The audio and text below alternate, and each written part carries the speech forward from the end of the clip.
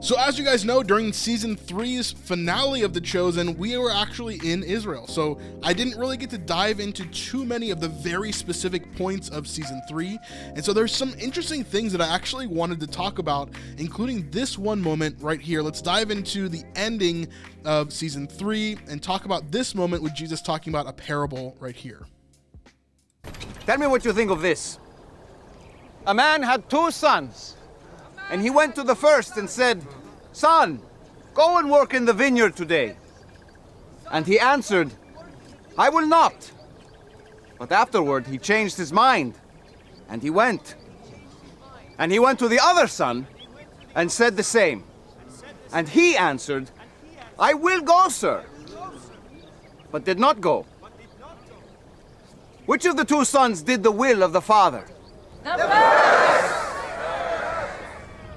So that's the end of that little section there. And this is a really, really interesting scene that comes from Matthew chapter 21. So this actually doesn't happen here. This happens much later, but Dallas uses this as specific moments within The Chosen because he believes that Jesus would have taught these things over and over and over again. So while the parable is kind of said to be delivered way later in his ministry, Dallas is using it here as an example of what he would have taught over those specific days. So let's take a look at this parable, and then I want to kind of dive into some practical application for you and why this is actually pretty important for how we think about God, how we think about who we are and what we are to do, okay? The parable of the 2 sons. So what do you think? Jesus says, a man had 2 sons, and he went to the first and said, "Son, go and work in the vineyard today." And he answered, "I will not." But afterward he changed his mind and went. And he went to the other son and said the same. And he answered, "I will go, sir," or "I go, sir," but did not go. Which of the 2 did the will of his father? They said, "The first." So let's talk about this little parable first. So it's a very small parable. It's only a few lines long.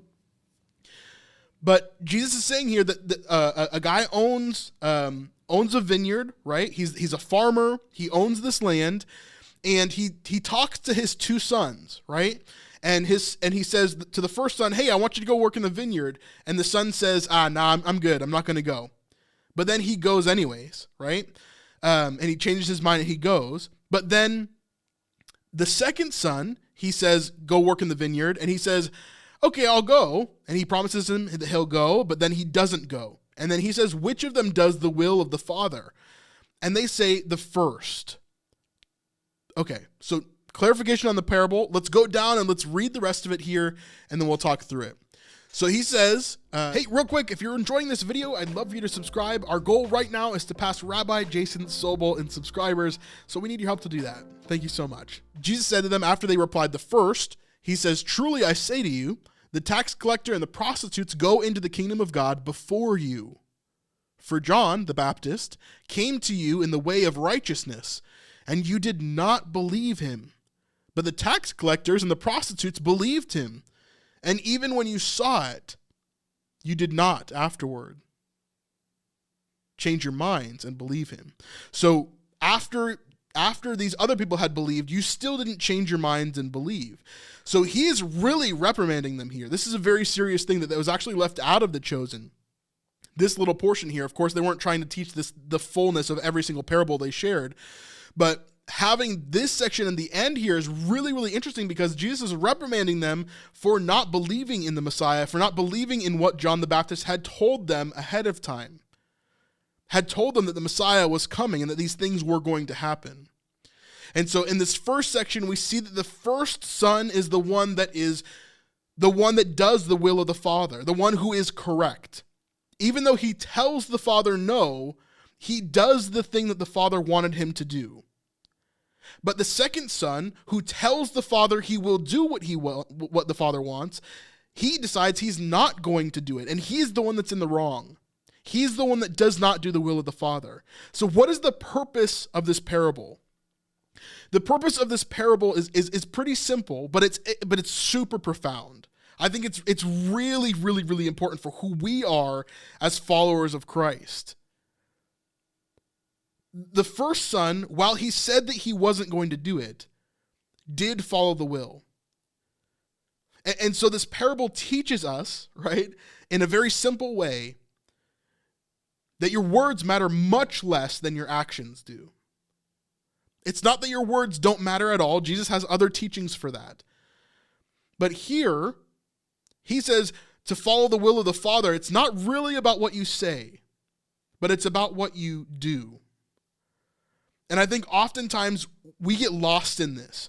As Christians, as followers of Christ, we get lost in this because so many times someone will come to us and they'll be like, man, I really have this problem. And you're like, I'll pray for you, right? You're like, I'll how can I help, right? but you really don't want to help, right? When in actuality, what they really need is $20. When in actuality, what they really need is a babysitter for a night so they can go out with their husband or wife and they can have a good time and have, actual relationship with them, right? What they really need is for you to come over and help fix a deck because they're incapable of doing so. What they really need is a friend for them to walk through the Bible with and to really understand this Christianity thing. But I think a lot of times what we do as Christians is we don't follow what the will of the Father is because we're so caught up in, sure, I'll do that. Or we promise things that we don't actually mean. And so God may come to you and he may say, hey, I really need you to do this. And with all sincerity in your heart, right? With all sincerity in your heart, you're like, yeah, I'll definitely do that. Like, that sounds like a great plan, God. Let's do that. But then in actuality, your work gets in the way, your family gets in the way, your career and your hobbies get in the way, and you don't do what God has asked you to do. Instead, you just do what you want to do, right? Or what others demand of you. It doesn't even seem like a bad thing, right? Maybe you're really working hard on your career and you're trying to get your family to a spot where you feel comfortable. Maybe you're so engulfed in helping out your friends or your family that you miss out on what God actually wants you to do. So in Christianity, we have to be very diligent and understand that it's not about what we say, it's not about our intent, it's about our actions.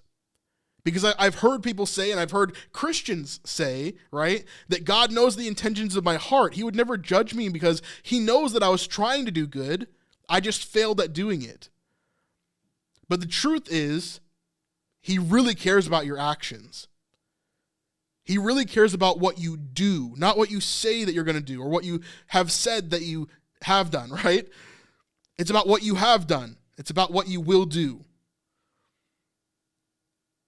And so my charge to you today, after watching this video, is like, go and do, right? Like if God is asking you to do something specific, for example, he told me to make this video, right? I'm doing that. I'm going to walk in that, and I'm going to do what God asks me to do. Not because I feel like it makes me better, not because I feel like it makes me a ton of money, but because he asked me to do it. So think to yourself today, what is God asking you to do? Will you go work in the vineyard? Doesn't matter if you say you will or you won't. He's going to look at your actions, and he's going to be there the whole time watching you and seeing what you do. So go and do it. If you like this small portion of our live stream, you can check out the whole entire live stream over on our Patreon at patreon.com/thesnipelife. This is by far the best way to help support us and to keep us doing amazing things in the future of these videos. There's a lot of stuff we have planned, so I want you to be a part of it. All right, we'll see you on the next one. Peace.